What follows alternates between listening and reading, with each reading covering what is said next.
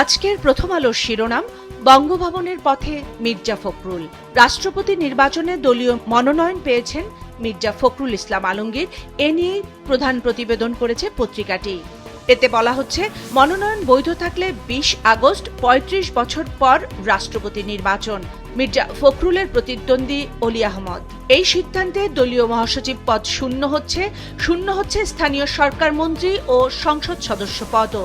আর এ নিয়েই এখন আলোচনায় এই 3 পদে কারা বসছেন। ডারউইনে বাংলাদেশের স্বপ্নের একদিন, এই শিরোনামে ডারউইন টেস্ট নিয়ে 2 কলামের প্রতিবেদন গুরুত্ব দিয়ে ছেপেছে প্রথম আলো। এতে বলা হচ্ছে, অস্ট্রেলিয়ার বিপক্ষে বাংলাদেশের ডারউইন টেস্টের প্রথম দিন শেষে 198 রানেই অস্ট্রেলিয়ার প্রথম ইনিংসের সমাপ্তি। বাংলাদেশ 1 উইকেটে করেছে 96। খেলায় 6 উইকেট পেয়েছেন বাংলাদেশের হাসান মাহমুদ। দৈনিক সমকালের শিরোনাম, বেশিরভাগ ভারী শিল্পে উৎপাদন বন্ধ। দেশের গ্যাস সংকট পরিস্থিতি নিয়ে করা এই প্রতিবেদনে বলা হচ্ছে, মেঘনা ও টিকে গ্রুপের সব ভারী কারখানা বন্ধ। আরএফএল গ্রুপের উৎপাদন 50% নিচে। নারায়ণগঞ্জ অঞ্চলে ভারী শিল্পের প্রায় সব কারখানাই বন্ধ। গাজীপুরে বন্ধ 525টি, হবিগঞ্জে 171টি। এর নিচে গ্যাস সংকট পরিস্থিতি নিয়ে 1 কলামের আরও একটি প্রতিবেদন। শিরোনাম, গ্যাস সরবরাহ আরও কমেছে, ঢাকায় লোডশেডিং তীব্র। এতে বলা হচ্ছে, সামিট এলএনজি টার্মিনাল থেকেও গ্যাস সরবরাহ বন্ধ রয়েছে। রাজধানীতে সিপিডির একটি বৈঠক নিয়ে 3 কলামের প্রতিবেদন ছেপেছে পত্রিকাটি। শিরোনাম, জ্বালানি সংকট শুধু সাময়িক সরবরাহ ঘাটতি নয়, কাঠামোগত সমস্যা। সেন্টার ফর পলিসি ডায়ালগ সিপিডির এই আলোচনা সভায় বক্তারা বলেন, নতুন গ্যাস অনুসন্ধানে ধীরগতি এবং আমদানি করা এলএনজি ও অন্যান্য জীবাশ্ম জ্বালানির উপর বাড়তে থাকা নির্ভরতায় জ্বালানি নিরাপত্তা ঝুঁকির মধ্যে পড়েছে বাংলাদেশে।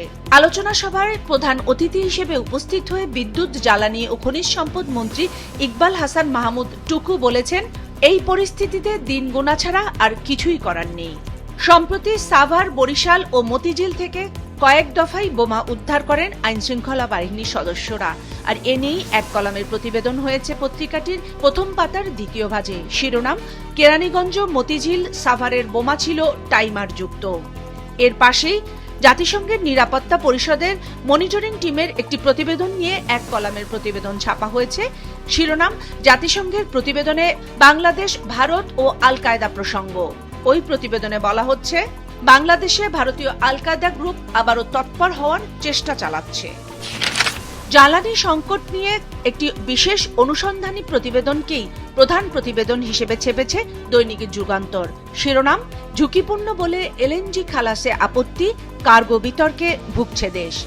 এতে বলা হচ্ছে, সৌদি আরামকোর পাঠানো এলএনজিবাহী কার্গোটিকে পুরনো ও ঝুঁকিপূর্ণ বলছে মার্কিন কোম্পানি এক্সিলারেট। তাই এটি থেকে সামিটের ভাসমান টার্মিনালে এলএনজি খালাসে আপত্তি জানিয়েছে তারা। আর একে বৈরী আবহাওয়ার অজুহাত হিসেবে দেখাচ্ছে সরকার ও কোম্পানিটি। আর এ কারণেই গ্যাসের সরবরাহে ভয়াবহ ধস নেমেছে দেশে।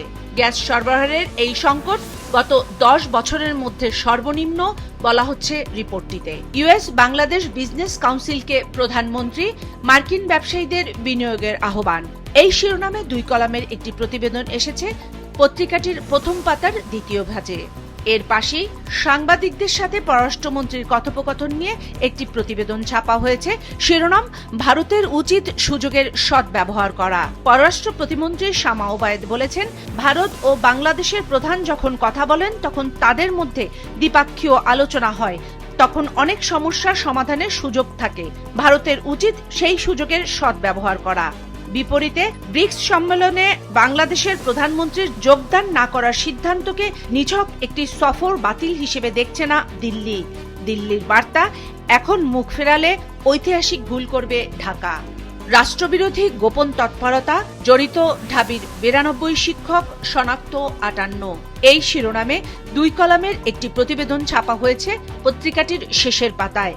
এতে বলা হচ্ছে, রাষ্ট্রবিরোধী গোপন তৎপরতায় লিপ্ত থাকার অভিযোগে ঢাকা বিশ্ববিদ্যালয়ে 92 শিক্ষকের মধ্যে 58 জনের নাম পরিচয় শনাক্ত করা হয়েছে।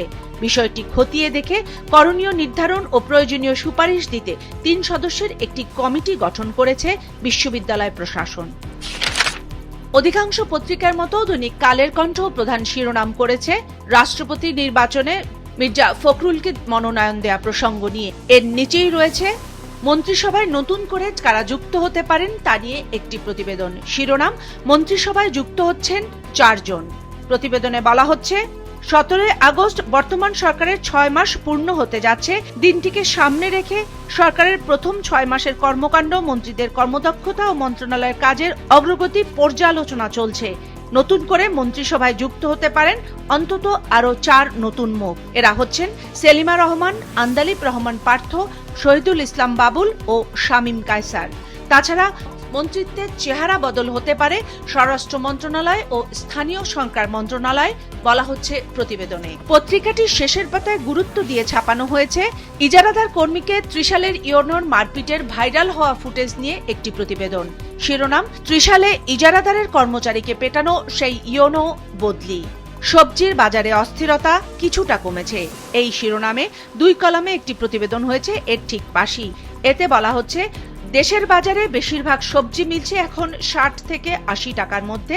কাঁচামরিচের কেজি 160 টাকা। স্থিতিশীল রয়েছে সব ধরনের চাল, মুরগি ও মশলা জাতীয় পণ্যের দর। বাংলাদেশ সৌদি আরব রুটে বাড়ছে ফ্লাইটের সংখ্যা, আর এ নিয়েই গুরুত্ব দিয়ে প্রথম পাতায় দৈনিক আজকের পত্রিকা ছেপেছে একটি খবর। শিরোনাম, বাংলাদেশ সৌদি রুটে বাড়ছে ফ্লাইট, সপ্তাহে চলবে বাড়তি 35টি। দেশের বিভিন্ন স্থানে নাশকতার চেষ্টা, বিস্ফোরক দ্রব্য উদ্ধার নিয়ে একটি 3 কলামের মন্তব্য প্রতিবেদন ছাপা হয়েছে পত্রিকাটির প্রথম পাতায়। শিরোনাম, শিল্পের কথা বলে বিস্ফোরক কেনে 90 জেএমবি জঙ্গিরা। প্রতিবেদনে বলা হচ্ছে নাশকতার চেষ্টায় 4টি গ্রুপ সক্রিয় থাকার তথ্য পেয়েছে আইন শৃঙ্খলা রক্ষাকারী বাহিনী। তারা বলছেন রিমোট কন্ট্রোলে দুর্নিয়ন্ত্রিত বোমা তৈরিতে মনোযোগ এখন গ্রুপ সদস্যদের। জামিনে বের হয়ে কয়েকজন সদস্য আবার ছোট ছোট গ্রুপে ভাগ হয়ে সক্রিয় হয়ে চেষ্টা চালাচ্ছে নাশকতার। এর পাশেই গুরুত্ব দিয়ে ছাপানো হয়েছে জাতিসংঘের প্রতিবেদনটি, যেখানে বলা হচ্ছে আল কায়দার ভারতীয় সেল বাংলাদেশে প্রতিষ্ঠার চেষ্টা চলছে জোরে সোরে।